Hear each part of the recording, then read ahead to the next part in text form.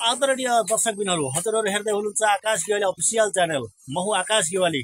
अहिले म चाहिँ यो हाम्रो उल्ली खोलादेखि कछौटे छत्रकोट 1 हुँगा सिद्धाबाबा मन्दिर जाने यो रोडको अवस्था देखाइरहेको छु।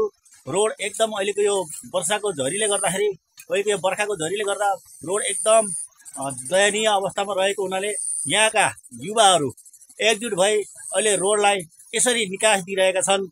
यसरी जहाँनिर रोडमा भल बगिरहेको छ, भललाई कट गरेर यसरी रोडलाई निकास दिँदैछन्। देख्न सक्नुहुन्छ आदरणीय दर्शकबिनहरू, देख्न सक्नुहुन्छ हजुरहरू। यसरी यहाँका छत्रकोट 1 हुँगा कछौटेका युवाहरू मिलेर यसरी यो बाटो विस्तारमा लागिरहनु भएको छ। जहाँनिर अहिले यो भलले, बर्खायामको यो भलले अहिले खोलिरहेको यो बाटोलाई यसरी समाधानतर्फ उहाँले लैजाँदै हुनुहुन्छ। देख्न सक्नुहुन्छ आदरणीय दर्शकबिनहरू।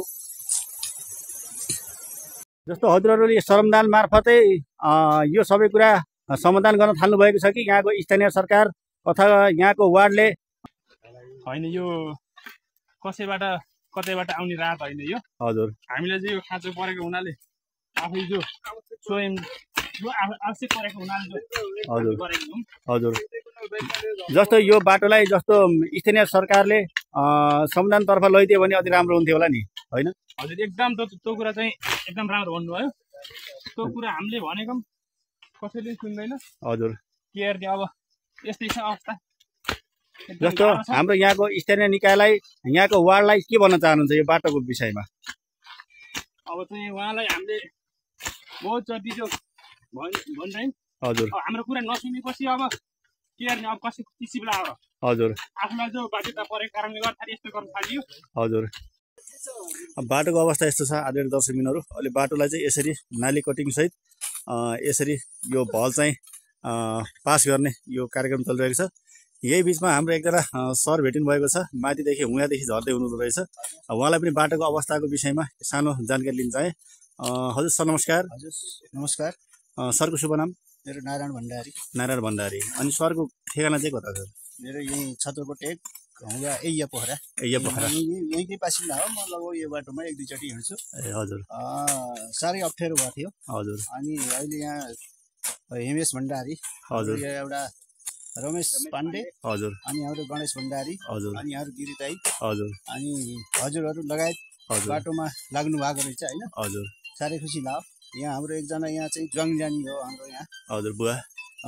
हजुर, यहाँ चाहिँ बोल्नुहुन्न है। हजुर। अनि साह्रै खुसी लाग्यो। बाटो म यहाँलाई चाहिँ पटक बाटोमा 3-4 पटक झार्दै भुइँमा हजुर पैदल हिँडाल्दै यहाँ आइपुगेँ। हजुर। अब यहाँबाट मुनि यहाँ साथीहरूले बनाउनु भएको रहेछ। हजुर, साह्रै खुसी लाग्यो, राम्रो लाग्यो। ठिक छ, उहाँहरूले एउटा श्रमदान मार्फत यो कार्य अगाडि बढाइरहेको छ भन्नुभयो उहाँहरूले।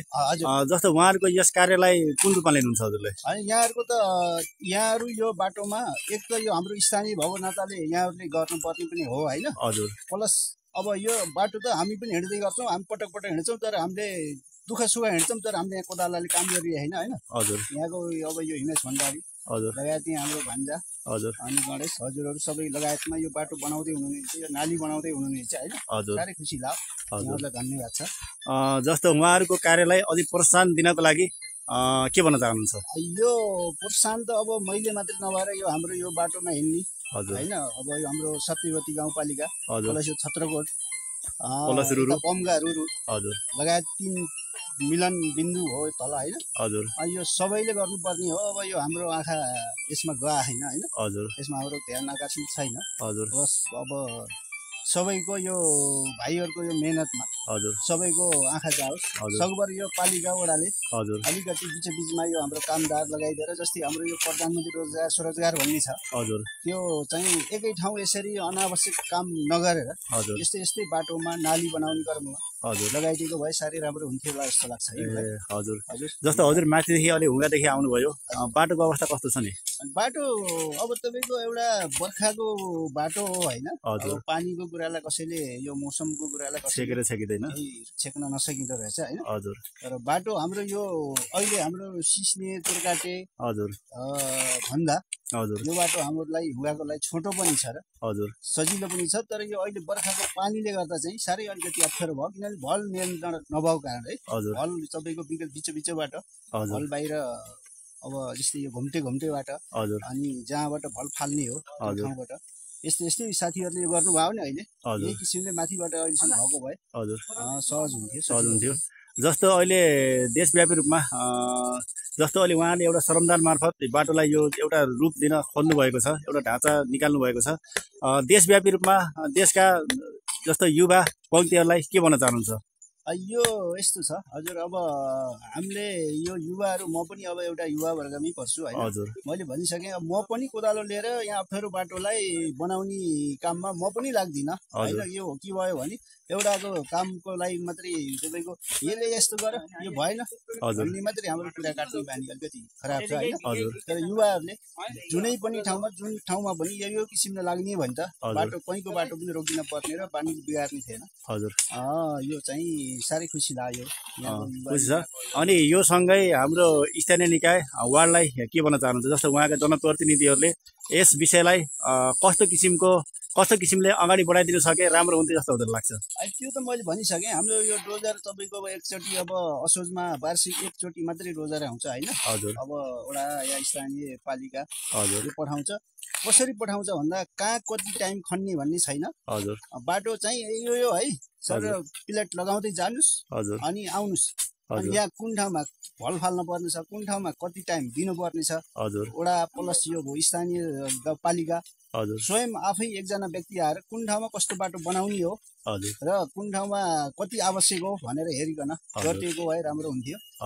प्लेट लाएर आएर अपरेटरलाई चाहिँ आश्वासन माथिबाट आदेश दिएर बाटो बन्नेवाला छैन। अबको दिनहरूमा स्काबेट डोजर आउँदै गर्दा स्थानीय या वडाको व्यक्ति एकजना अघि पछि या यो फेरि मलाई कस्तो लाग्छ भने यही स्थानीय बाटोमा हिँडिराखेको व्यक्तिलाई थाहा हुन्छ बाटोको विषयमा।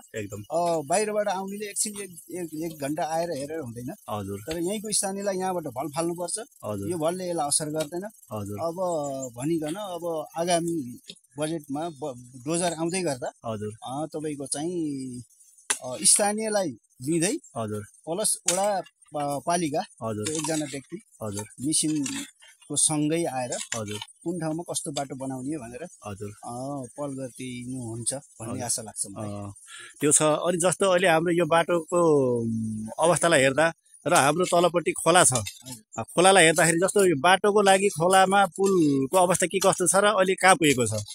हाम्रो यो उल्ली खोला भन्ने एउटा सानो ठाडो छ, बडीघाटसँग जोडिने एउटा उल्ली खोला छ हैन। त्यो चाहिँ हाम्रो ठुलो लगानीको पुल पनि हैन, सानो लगानीकै पुल पनि।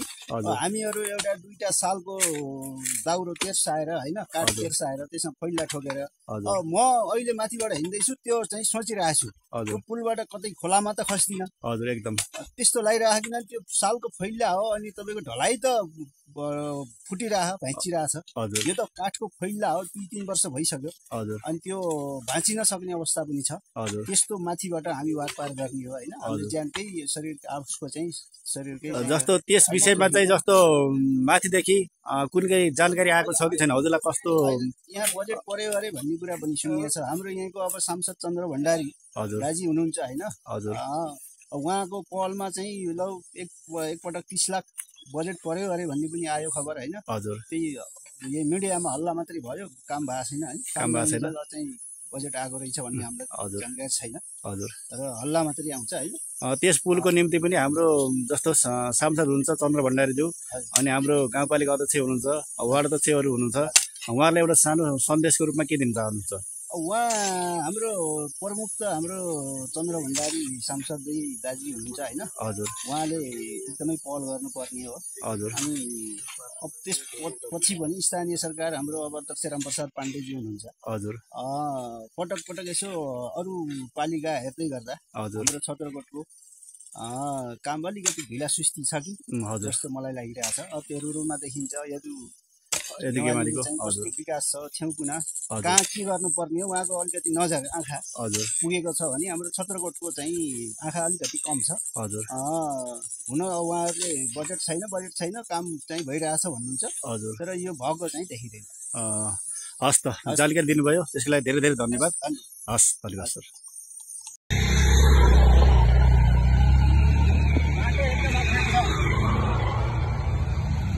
यस्तै विविध सामग्रीका साथ म अघिल्ला दिनहरूमा पनि आउने जमर्को गर्नेछु।